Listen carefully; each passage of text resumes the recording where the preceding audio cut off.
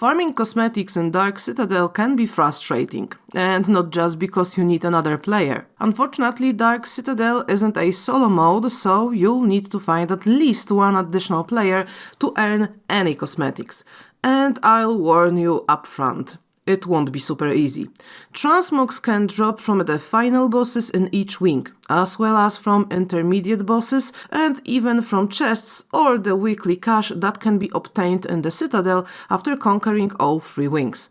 But that doesn't mean transmogs are guaranteed to drop, and RNG can be cruel. Fortunately, you don't have to max out Citadel objectives. You don't have to kill those Khazras mentioned in the objective under the map between parts of one wing, because it only affects better loot from chests, but it doesn't affect the chance of dropping cosmetics. Most players used to farm cosmetics on the so-called twins in the middle wing, which involved quickly running to the first boss, or rather bosses, teleporting to the Nexus, resetting the dungeon, and repeating everything from the beginning. This was a relatively quick method, with runs taking around 3 minutes in a well-coordinated group. From my experience, it's just tedious process. After 4 hours of doing this over and over again, I didn't get a single transmog, so I tried a more organic approach. And that's exactly what I recommend.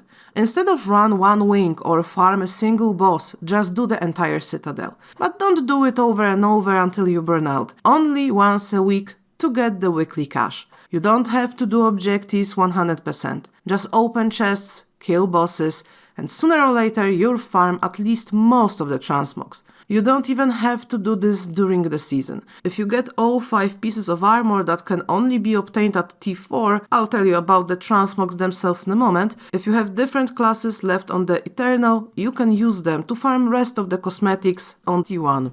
The only downside is that you need another player to this. Apparently, you can find players on Discord or perhaps your clans. There's also a party finder built into the game, but unfortunately there is often no one there, especially now, this long after the launch of Vessel of Hatred. I also recommend looking around in the Nexus. That's how I often found players to complete the Citadel, either by randomly inviting them to a team or by being invited by someone who was there. Now, let's talk about cosmetics. In Dark Citadel, you can get 20 weapon transmogs, 2 armor sets, each consisting of 5 pieces, cut mount armor, and a trophy. Most of them can be obtained on any difficulty level, but one armor, the 5-piece set, helmet, chestplate, gloves, leggings, and boots, the greater armor of the Khazra, is locked behind Torment for difficulty. You can get the mount armor and trophy with any class, just like both armors,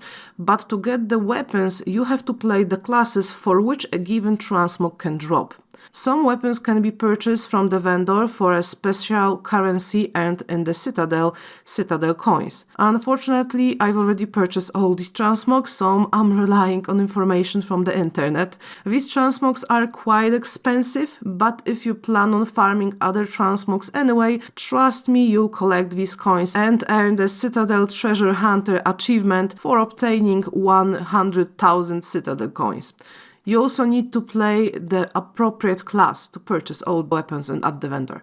Most weapons such as dagger, mace, axe or sword are obtainable by most classes. For example, a sword can currently be used by any class except Spiritborn.